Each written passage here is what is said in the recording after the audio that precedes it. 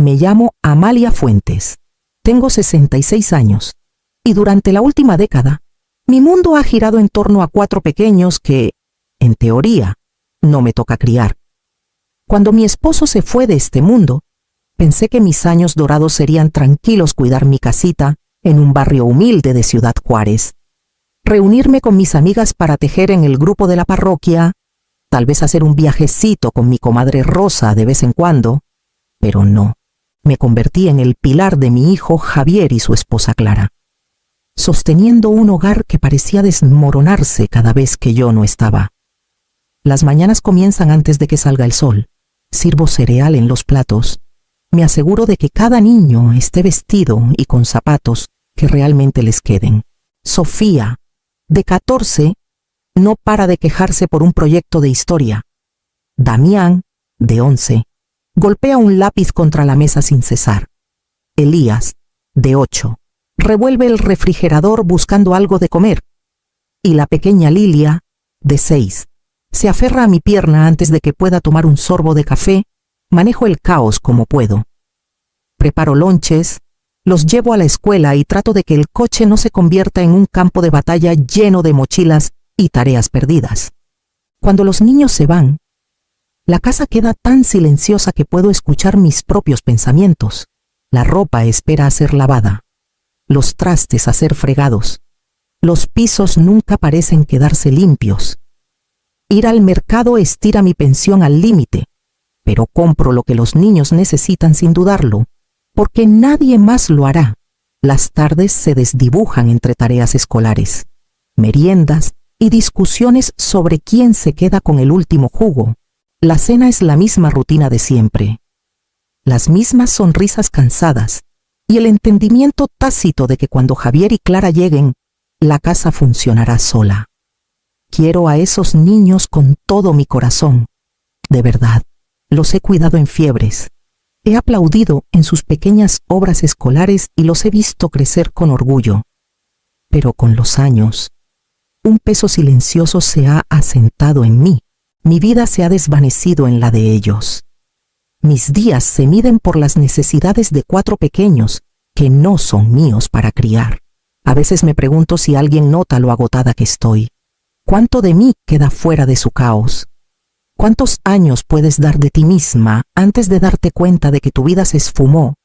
¿Hablarías si eso significara enfrentar un pleito con tu propia familia? Y aún así, cada mañana, el ciclo comienza de nuevo, y me preparo para el próximo desafío, sin saber cuál será. Los domingos por la noche debían ser tranquilos. Un pequeño respiro del torbellino de la semana. Javier y Clara me invitaron a cenar, diciendo que era solo un momento en familia, aunque yo sabía que casi siempre significaba lo mismo. Más expectativas para que yo manejara a los niños, mantuviera la casa en orden y asegurara que todos comieran. Entré oliendo el familiar aroma a pollo asado, puré de papa y el toque de pan recién horneado, y mi corazón se apretó un poco, preparándome para cualquier nueva exigencia. Los niños estaban ruidosos como siempre. Sofía intentando evitar que Damián y Elías derramaran el jugo, mientras Lilia se trepaba a mi regazo antes de que pudiera sentarme. Sonreí, cansada, pero acostumbrada al ritual, alisando el cabello de Lilia y revisando las mochilas de los mayores. Mi mente ya estaba repasando las tareas de la noche, limpiar después de la cena, checar las tareas y tal vez lidiar con algún permiso olvidado. A mitad de la comida, Clara se recargó en su silla, con la mano en el vientre, y cruzó una mirada con Javier que me revolvió el estómago. Él golpeó su vaso suavemente con una cuchara y me miró, con los ojos brillando. «Mamá», dijo, con una sonrisa que se extendía por su rostro. «Tenemos noticias. Clara está embarazada. Viene el 4º bebé». Los niños se quedaron quietos un segundo. Luego explotaron en preguntas. «¿Es niño o niña? ¿Cuándo llega? ¿Podemos ayudar?» Clara sonreía, esperando que yo estuviera emocionada, pero lo único que sentí fue un peso frío en el pecho. Otro niño. Más noches largas, mañanas tempranas, pañales interminables y vigilancia constante. Forcé una sonrisa. Aplaudí junto con los niños y murmuré felicitaciones, pero mi mente ya calculaba cuánto más de mi vida esto consumiría. Quería sentir alegría por ellos, pero la verdad me aplastaba como una piedra pesada mi tiempo, mi libertad, mi salud. Casi no me quedaba nada que dar. ¿Otro bebé? ¿Cómo sigues feliz por ellos cuando sientes que te robaron la vida? El resto de la noche pasó como en una neblina. El bullicio y las risas a mi alrededor, escondiendo el pánico que empezaba a echar raíces en mi mente, la sensación de que algo tenía que cambiar antes de que fuera demasiado tarde. Esa noche manejé a casa en silencio. Las calles vacías de Ciudad Juárez, reflejando el caos silencioso que había tomado mi vida. Pensé en el grupo de tejido al que no había ido en 2 años, en las caminatas con Rosa que extrañaba más de lo que quería admitir, y en los pequeños viajes con amigas que nunca se hicieron realidad. Cada recuerdo era un recordatorio de una vida que había dejado de lado voluntariamente, devorada por las necesidades de niños que no eran míos para criar. Me hundí en la silla gastada de mi comedor, mirando mis manos, callosas y cansadas de años de cargar, cocinar, limpiar y consolar. Mi espalda protestaba, y la pila de recibos a mi lado me recordaba que mi pensión apenas cubría lo esencial. Lo había dado todo, y aún así me sentía invisible. La vida de Javier y Clara seguía adelante, sin interrupciones, mientras yo permanecía como el soporte silencioso que lo sostenía todo. Amo a esos nietos con todo mi corazón. No pasa un día sin que piense en sus risas, sus pequeños logros o el consuelo que encuentran en mí, pero el amor solo ya no era suficiente. Me di cuenta de que mi vida se había reducido a un ciclo constante de servicio, y si no actuaba pronto, podría no tener nunca la oportunidad de recuperar ni una fracción de los años perdidos. El pensamiento me aterró y me liberó al mismo tiempo. Podría dar un paso atrás, podría poner límites sin ser cruel. Las preguntas se quedaron flotando en el silencio de mi departamento, mezclándose con el cansancio y el miedo. El amor me había llevado hasta aquí, pero sabía que no podía llevarme más lejos. Algo tenía que cambiar.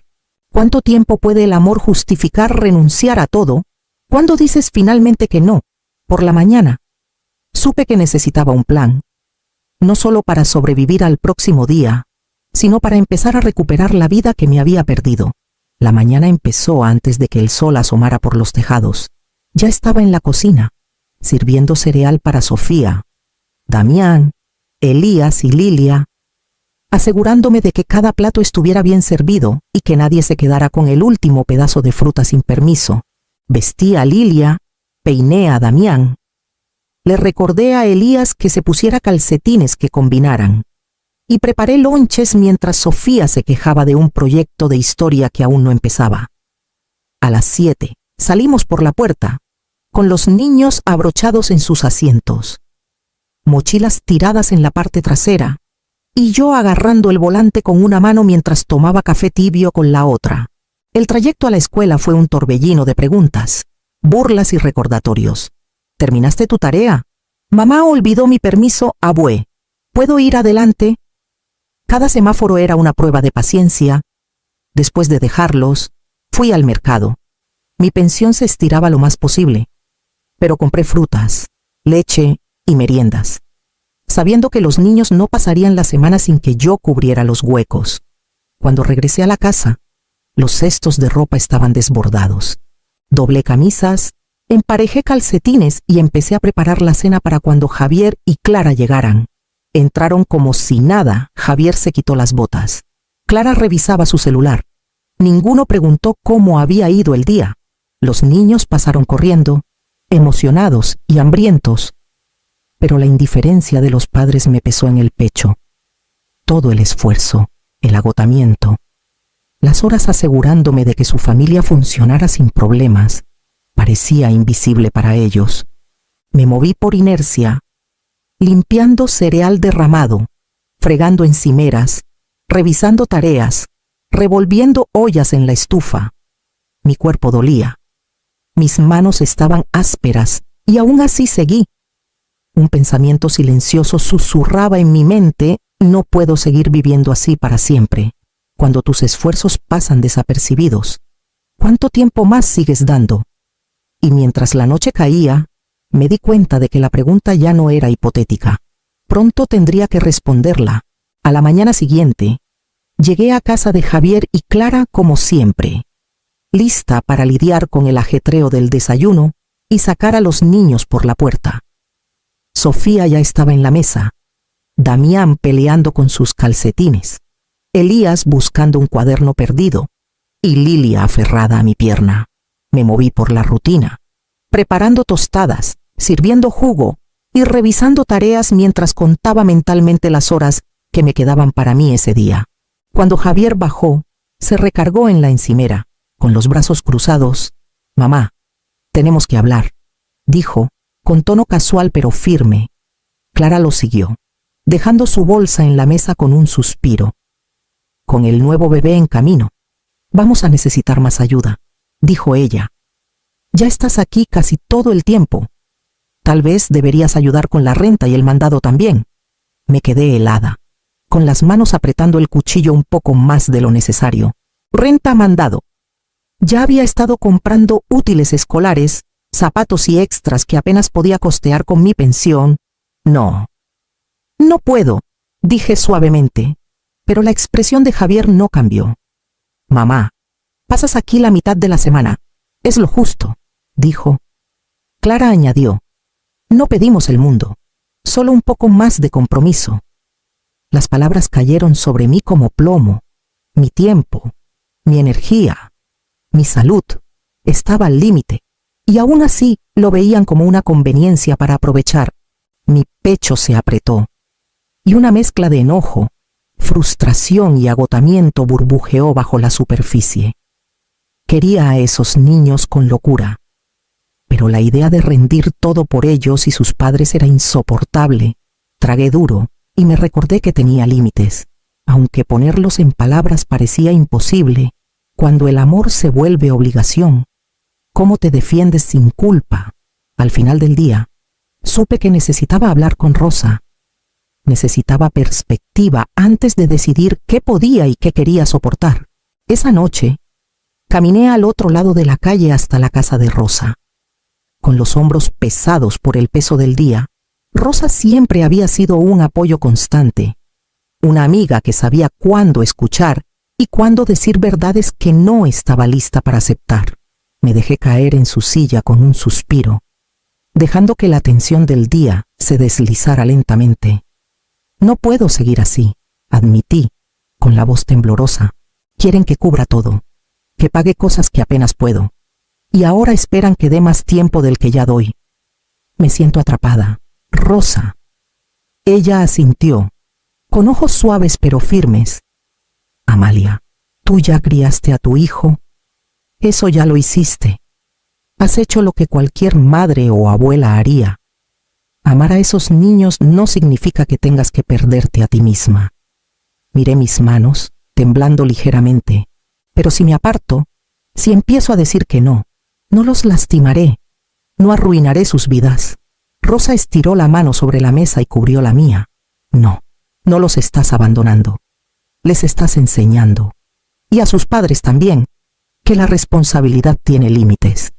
Poner fronteras no te hace egoísta, te hace humana. Has dado todo durante años. Es hora de que reclames algo para ti». Sus palabras despertaron algo en mí, una mezcla de miedo y alivio. La idea de plantarme, de decirle a Javier y Clara que no sería más su nana sin paga, era aterradora, pero también traía una ligereza extraña, una posibilidad que no había sentido en años, por primera vez. Imaginé una vida donde mis elecciones importaran de nuevo, donde pudiera cuidarme sin culpa, donde los nietos aún me tuvieran, pero yo no fuera invisible. ¿Qué arriesgarías para recuperar tu vida? Podría decir no salvarte cuando regresé a casa esa noche. Las semillas de independencia estaban plantadas, y supe que a la mañana siguiente empezaría a planear los pasos que había evadido por tanto tiempo.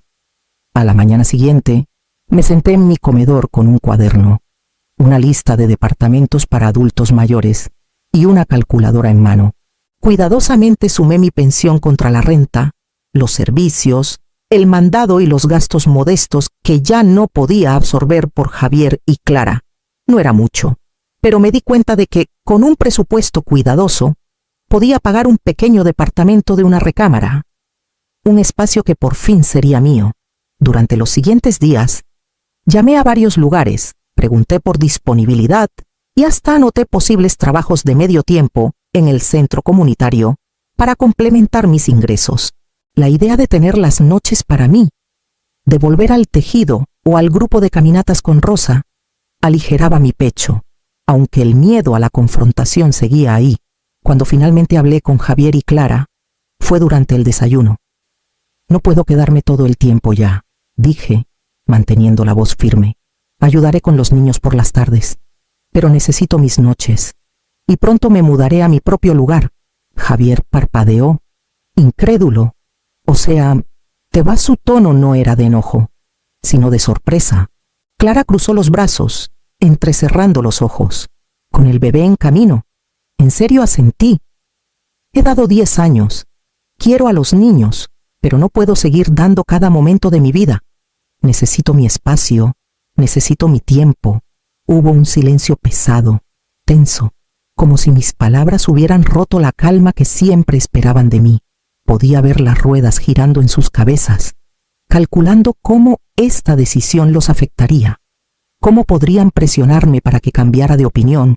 Puedes alejarte de quienes más te necesitan sin sentir culpa. Salí de la mesa esa mañana con una mezcla extraña de miedo y alivio, sabiendo que el camino para recuperar mi vida había comenzado y el verdadero desafío de mantenerme firme aún estaba por venir. Tras mudarme a mi propio departamento, comencé a devolver pequeñas tareas a los nietos. Sofía aprendió a preparar cenas simples, revolviendo ollas y volteando hot cakes sin mi supervisión constante. Damián se hizo cargo de su ropa, separando colores, midiendo detergente y doblando sus prendas. Elías puso la mesa cada noche con orgullo, y la pequeña Lilia empezó a guardar sus juguetes en las cajas sin que se lo pidiera. Al principio, hubo errores: leche derramada, camisas dobladas chuecas, huevos revueltos algo crudos, pero cada intento construía confianza. Los guié con suavidad, dando consejos cuando era necesario, pero resistí la tentación de hacerlo todo yo. Poco a poco, sentí un peso levantarse de mis hombros, una sensación de empoderamiento que no había conocido en años. Verlos aprender y tener éxito por su cuenta me recordó que el amor no significa control total ni sacrificio constante. Podía quererlos profundamente, estar presente para ellos, sin perderme en tareas y expectativas interminables.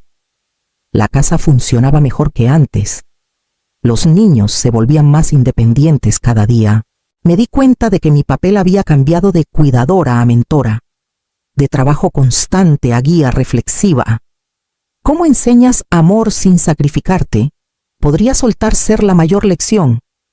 Con esa revelación, supe que el próximo desafío era mantenerme firme con Javier y Clara, asegurándome de que respetaran mis límites.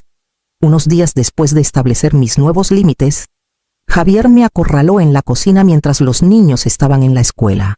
«Mamá, no me gusta esta actitud tuya últimamente», dijo, con los brazos cruzados y la voz tensa. «Los niños te necesitan. No puedes simplemente hacerte a un lado cuando se te antoje». Clara apareció detrás, añadiendo: «Hemos contado contigo por años.